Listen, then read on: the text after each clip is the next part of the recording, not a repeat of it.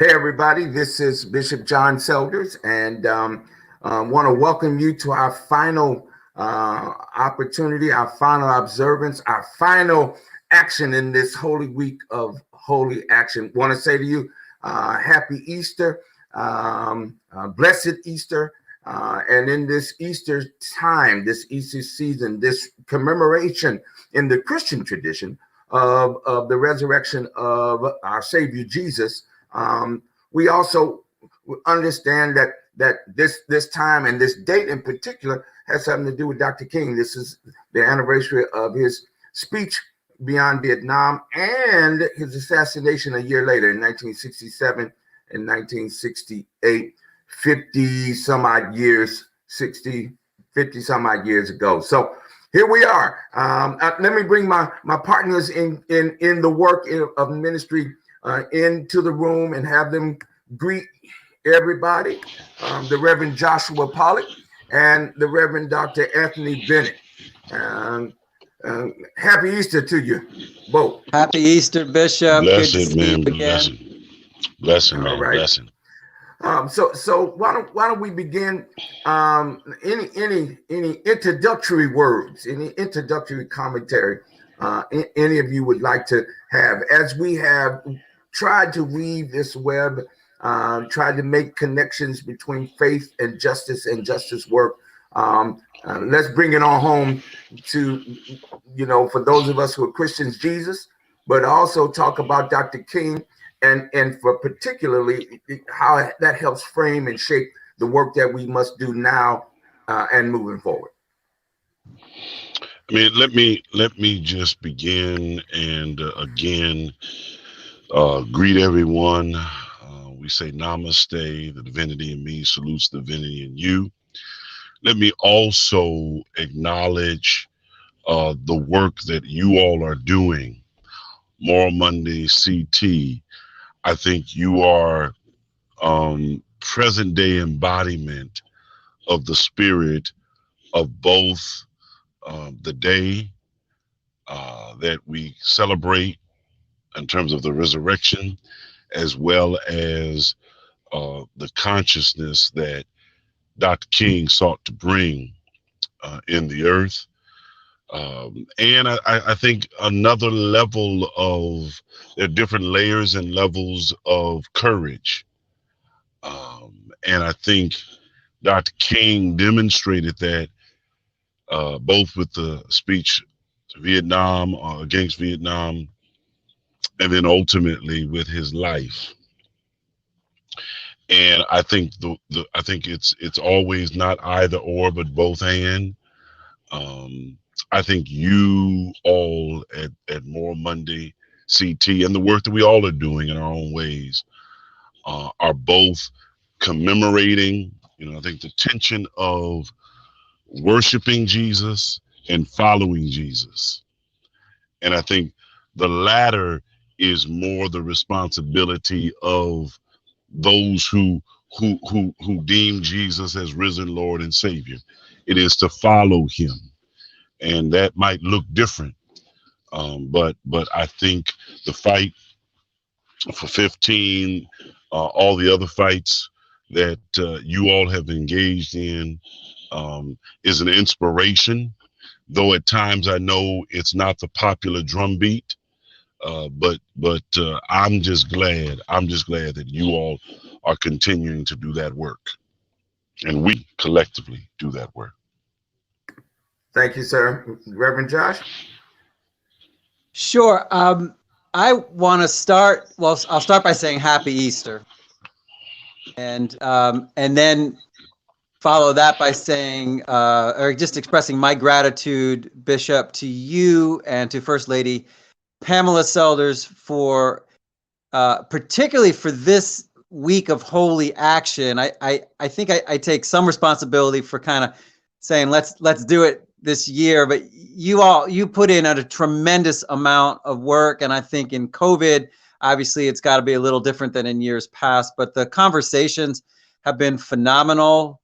We didn't get a chance to break down last night's conversation with Dr. Donaldson and Dr. McCrae, but that that was just a phenomenal session, and there was so much rich content and debate about the state of the Black Lives Matter movement. It just seemed so important, and I felt very blessed to be able to witness that.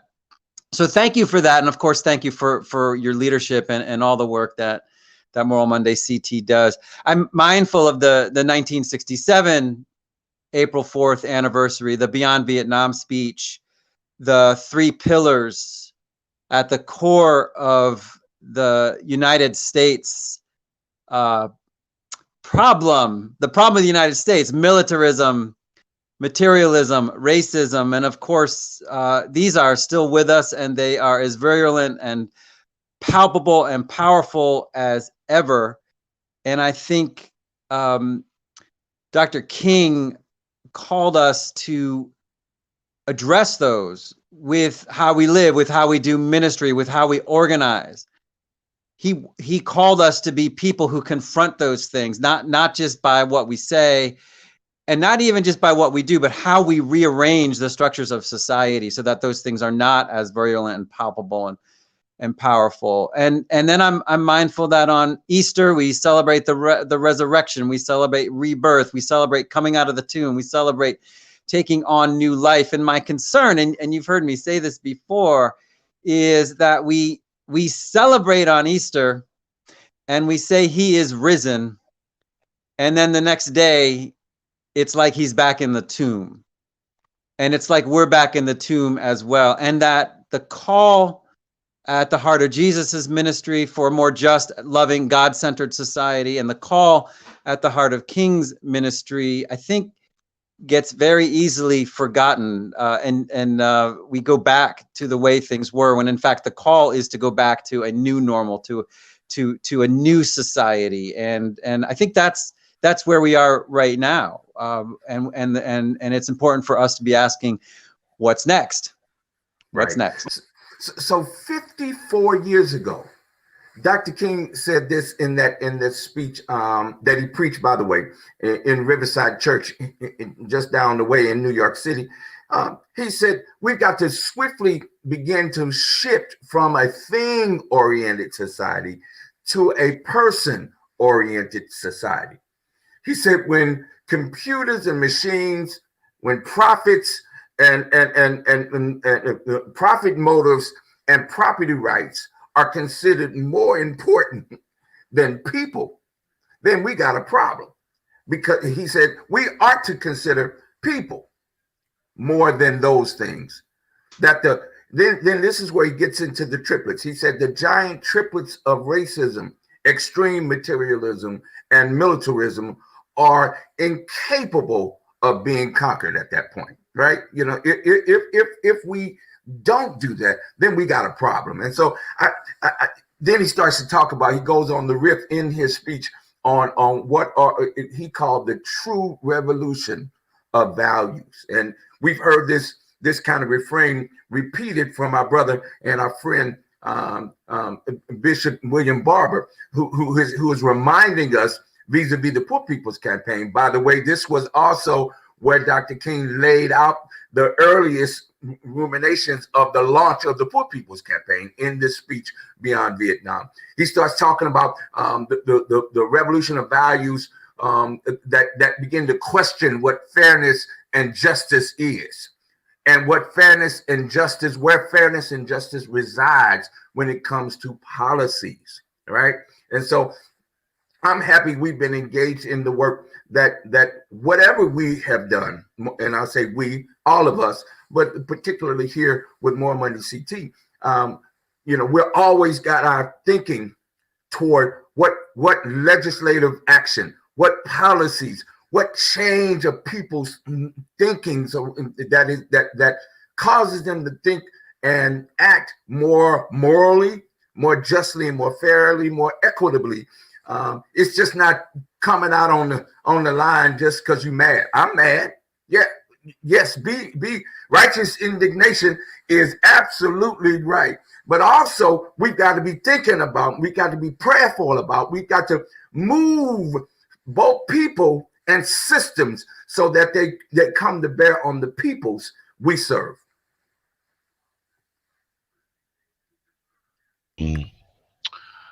I think that is, as you were talking, as I was listening, I think about, again, I go back to this refrain of courage, that Dr. King was willing to stand on his convictions on those principles, knowing that certain things couldn't be legislated.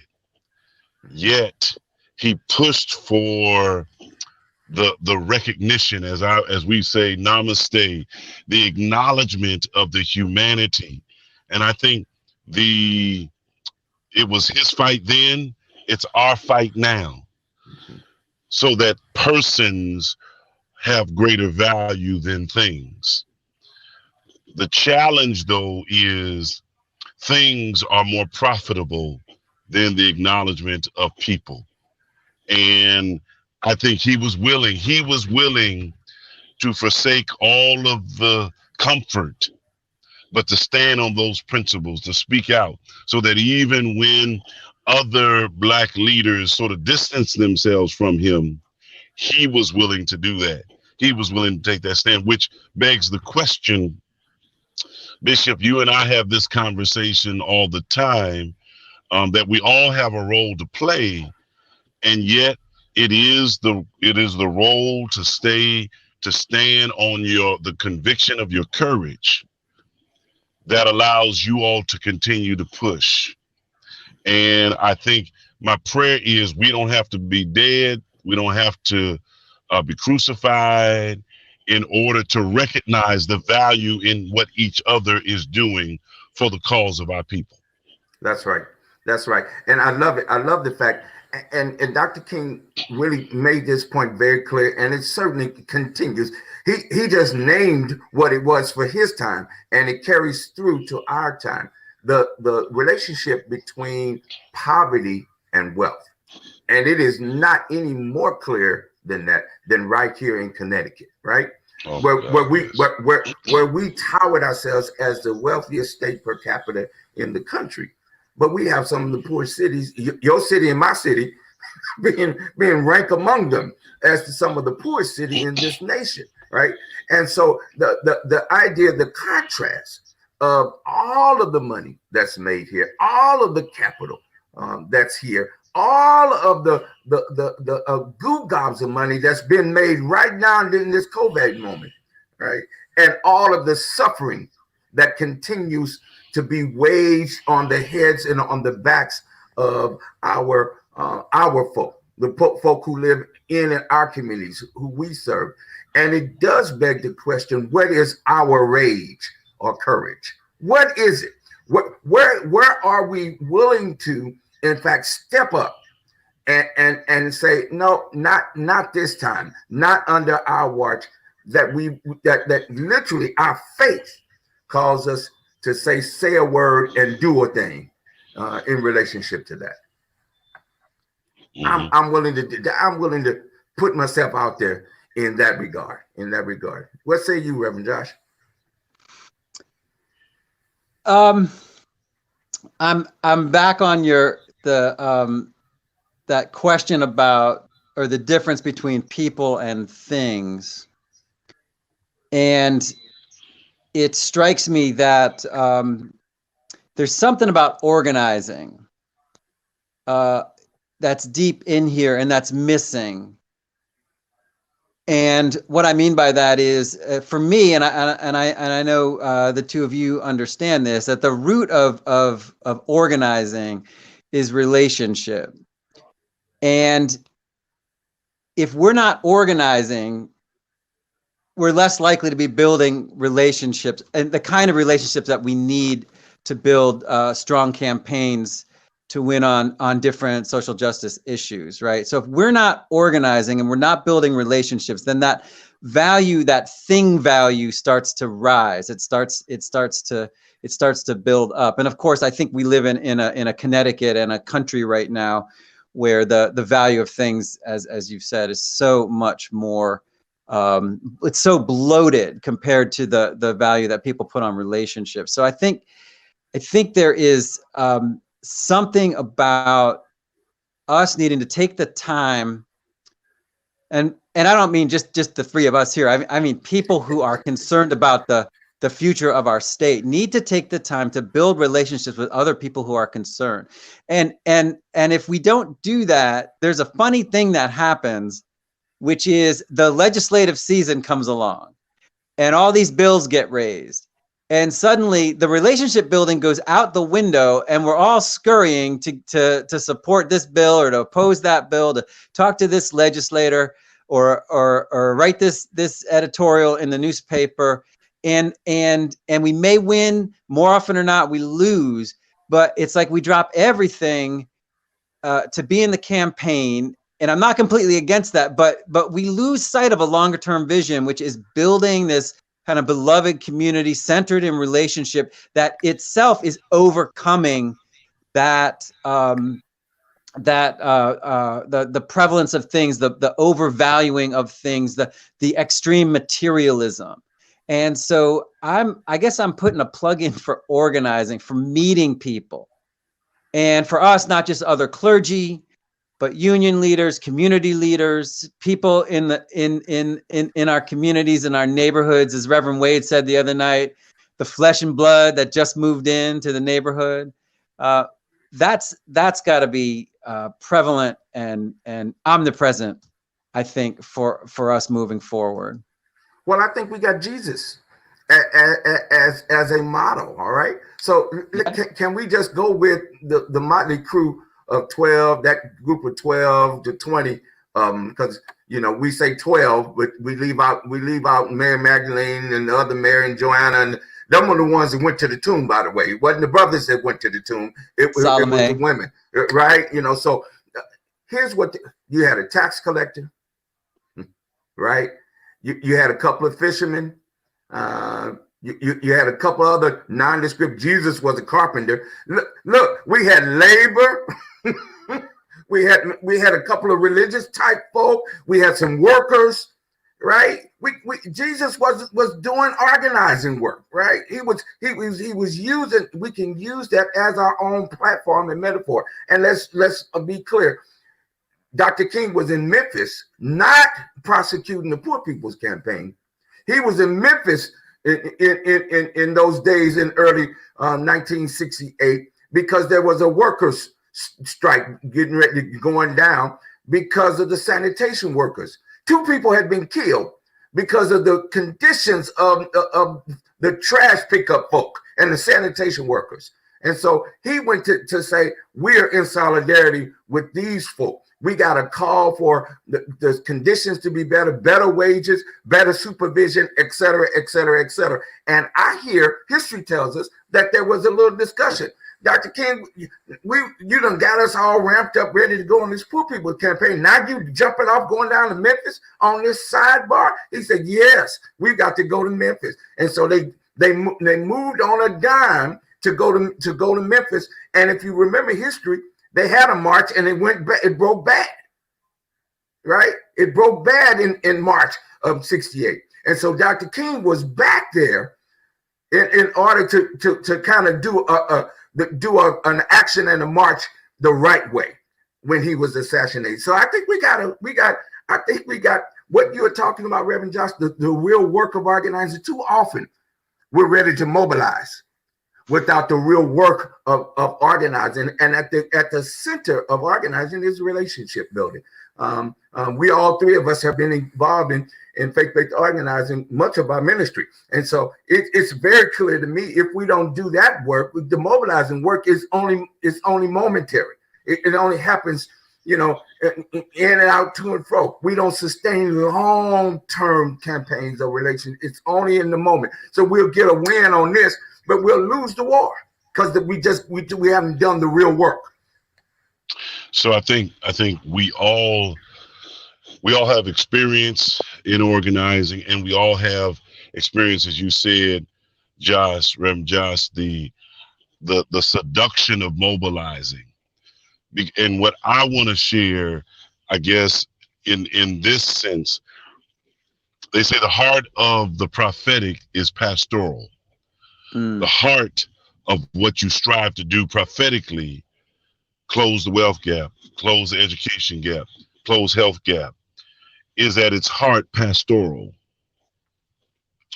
A part of the community built on relationships, beloved community, Dr. King, others, is built on how do you resist the seduction of mobilization, where you just go for the one campaign and sort of put the relationship on the back, when in Connecticut things are seemingly so insurmountable. What I think we learned from Dr. King was that he was so committed to that vision of beloved community that he knew he may not experience it in his lifetime, but he still strove for it. He didn't let the fact that he couldn't have low-hanging fruit stop him from dreaming big, stop him from moving forward.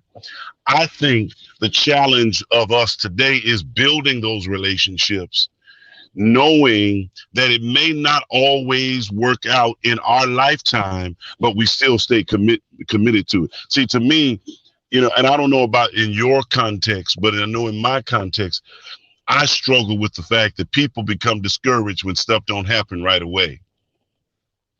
But it's in the long-term building of relationships that we learn, you win some, you lose some, you got to keep moving.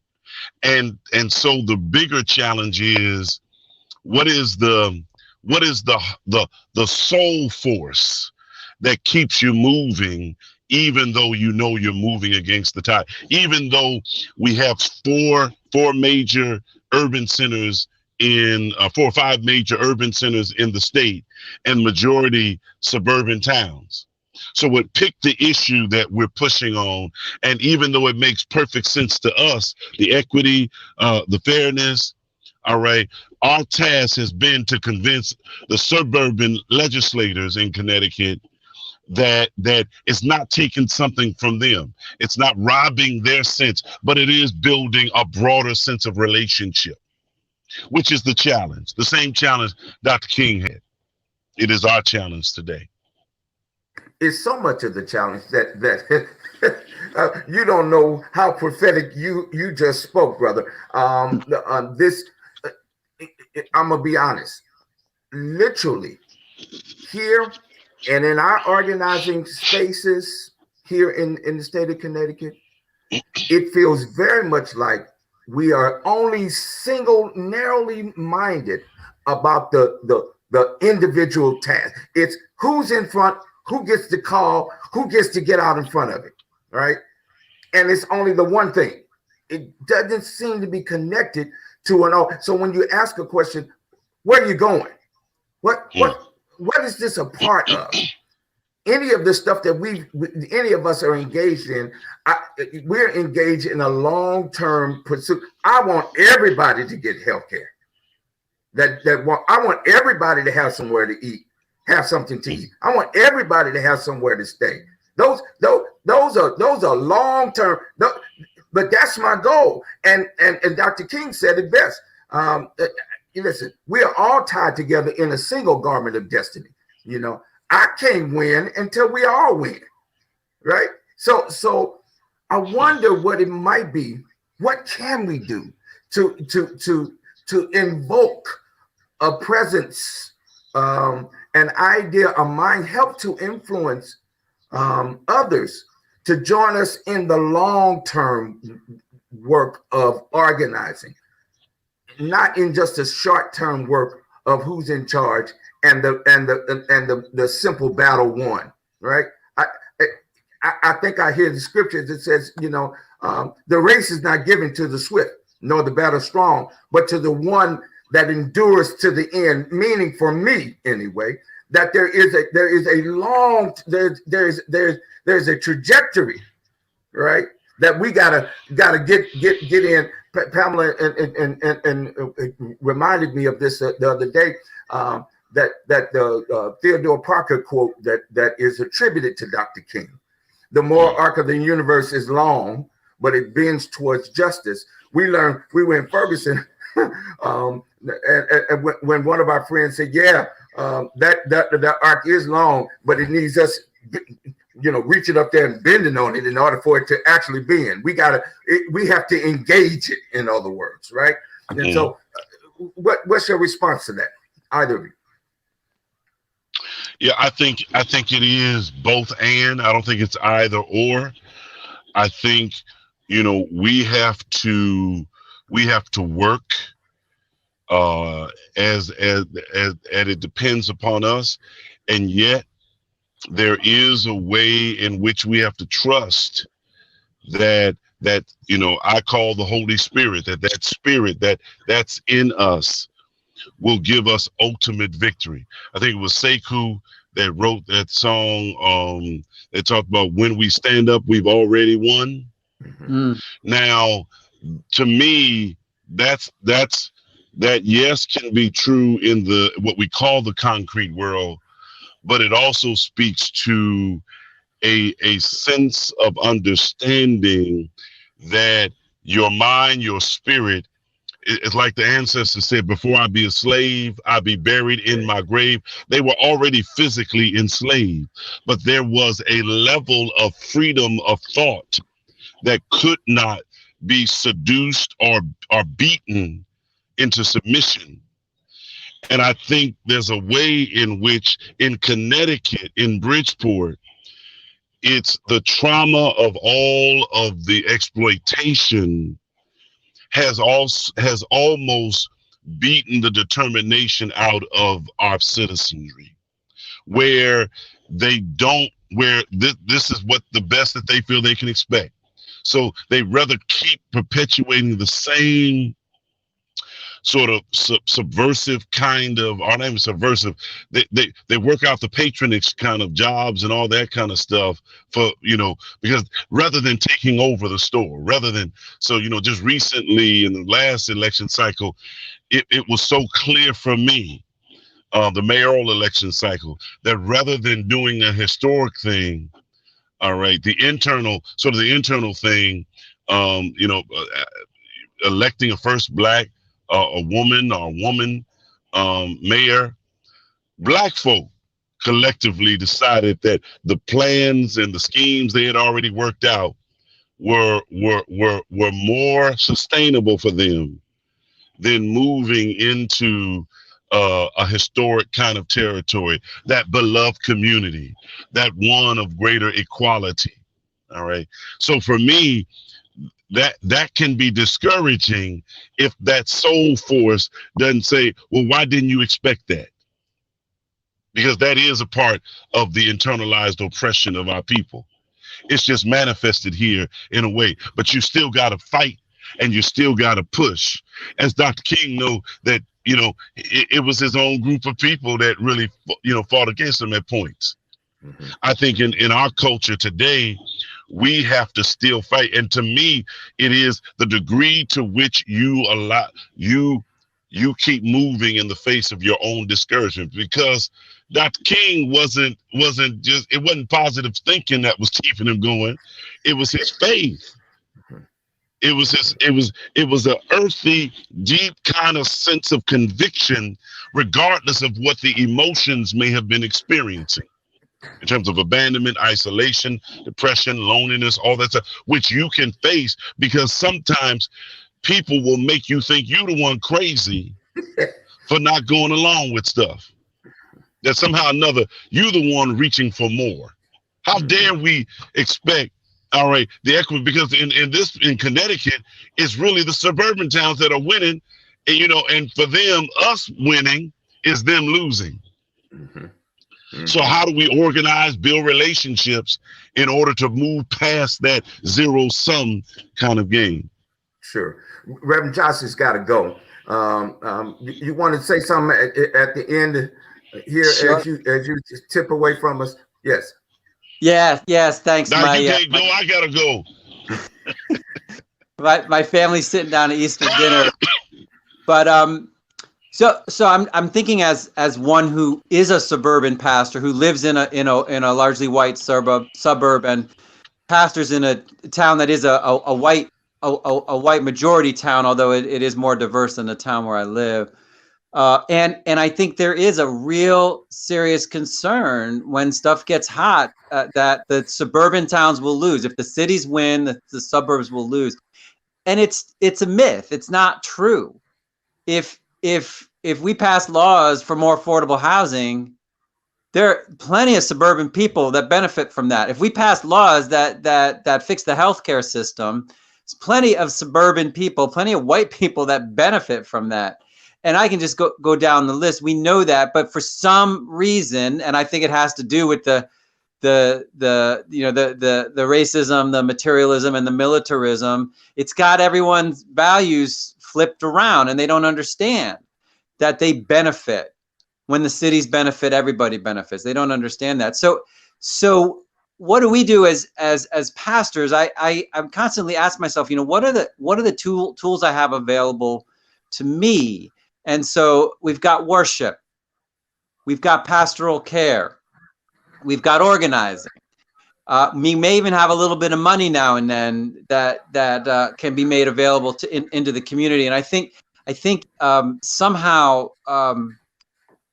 the churches in the suburbs gotta shift their view and ask, how do we do ministry that's not just to the people who come on Sunday morning, not just within our four walls, but ministry out in the streets, ministry out in the neighborhoods, ministry out in the parks. And, just Friday night, one of our holy actions was the observance of the anniversary of the Jose Soto shooting in Manchester. That was a worship service. And I think it probably needed some work. Like, it was the first time I've really done anything like that. But people were there and people were being ministered to. And that to me creates a context where that one-on-one relationship building can start happening. And when people start to know, they're doing this thing out in the community, that's going to be valuable to me. I want to be part of it. And then from there, we build larger networks. And from there, the organizing can happen. And there we can get drawn into, we can be mobilized for different things that are happening, like getting certain bills passed, like clean slate and whatever else. But that's not the end of it. We don't go home after that. We stay risen, right? We stay woke, and we keep it going. And to me, so that's the question for me, is how do we bring the ministerial tools that we have out into the community and make them available? And it has nothing to do with you coming and joining my church. I'm not proselytizing you here. I'm ministering, and I want to be very clear about that. So that's my concluding thought. And once again, I just want to say it's great to be with both of you. And again, Bishop and Lady Pamela, thank you for your leadership. Thank you, Brother Josh. We're partners together, and we appreciate your leadership this week as well. Now have a good meal with the fam and give them our best. Thank you. Happy Easter. All righty. We're gonna wrap this up, family, because we both, all of us, got family to do. This is Easter, and it's funny to me that we the pastors, that have the work to do on Sunday morning, Sunday afternoon. Here we are in the work, engaged in the work in the broader sense, in the broader community. Brother, I want to thank you for you gifting yourself this entire week, being with us from the very beginning. We partnered together, you and your part of your neck of the woods, and us in our neck of the woods. We are together in the struggle. I'm reminded what Dr. King said in this Beyond Vietnam address. He talked about the loyalty. He said in the final analysis, the loyalties of becoming ecumenical. We've got to value being more ecumenical rather than sectional. What he was talking about is we gotta make sure that we reach outside of where our natural affinities are, and grow and reach for where our unnatural maybe affinities must also lie. It is what you've just named. We pastor in urban centers, and yet we also have to be in conversation with, and quite frankly, urging our brothers and sisters in the suburban settings to see that they are tied to us. If there was no urban, there is no suburban. I know I just said something right there. That was pretty good right there. If we don't have, if we can't get you know, for to understand that we are a body together. We are suburban and urban. We are Connecticut, quite frankly. We're Connecticut, and that we are connected in some intrinsic ways. It's so important, and I think we're doing our part to do that. He ultimately ended with the quote from Arnold Toynbee that said something like, and I'm not getting the quote right, but he talks about love is the ultimate force that makes for the choice of life and good against the damning choice of death and evil. Therefore, he said we must first hope in our inventory, and our inventory must be that the hope that love is going to have the last word. And I think that's, for me, ultimately, we say we do this work out of a deep abiding love. It is at that space, it's right there at the center of the space that the work emanates from. So I gotta leave it there, right? It's at the altar of love, right? Yeah.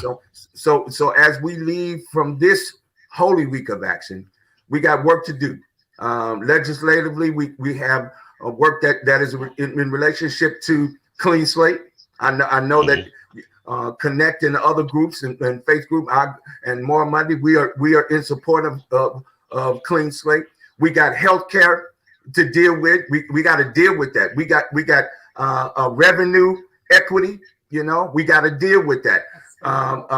We got to expand the vote, especially in light of what is going on in other states and other places in the United States where there is a constriction of the vote. Taking us back to pre-1965, brother. So we got our work to do. The racism as a public health crisis. First of all, that's obvious to some of us. It's obvious to some of us, but for others of us, we got to make the case to understand that the disparities and the gaps that you referenced earlier have something to do with how we think about it ourselves in relationship to our race and ethnicity. And so those are things we got to continue to do. Somebody put in the chat, we got to do housing. We got to deal with housing. This COVID moment has really highlighted we got some real glaring holes in our state. So I think we leave this space, this week of Holy Action, committed from a love place, as far as I'm concerned, as people of faith and conscience, to then leave this particular moment to do the work that has to be done. First, starting with our legislative session and bringing that all to bear. So we got some mobilizing to do, and we got some more organizing to do, and we got some more mobilizing to do. Well, let me share this, Doc. I think you just said it, and I think a part of the building of relationship, a part of the love, all that in terms of external, is also just how you're circling it now. It's been my mantra. It's been, I think, sort of the civil rights sort of journey. The assumption, though, is that all of us who do that, we have our own way of replenishing ourselves for the journey. Mm-hmm. And I think a part of the relational building is it's not just about, doing the housing, because we can name so many of the issues that we need to have legislation passed in the state. My prayer is, because of love, Jesus said we are to love our neighbors as we learn how to love ourselves. Yes, sir. And so a part of what we can learn from those, the Ruby Sayles and all those who intentionally did some self-nurture or community nurture in the midst of fighting those battles. Otherwise, you will shrivel up on the vine, because the enemy can become so discouraging when people look at you in the eye and tell you they do not value your life. They don't care about your housing. They don't care about your economics. It takes love for yourself and love to still keep working. And Yes, to sir. me, that's why we need to make sure part of our relationship building is our soul renewal, our spirit renewal with each other. All right. Yes, sir. That's it, Yes, Doc. sir. We all gotta get to our families, Doc. That's right. That's right. That's what I'm So saying. That's what we're that's saying.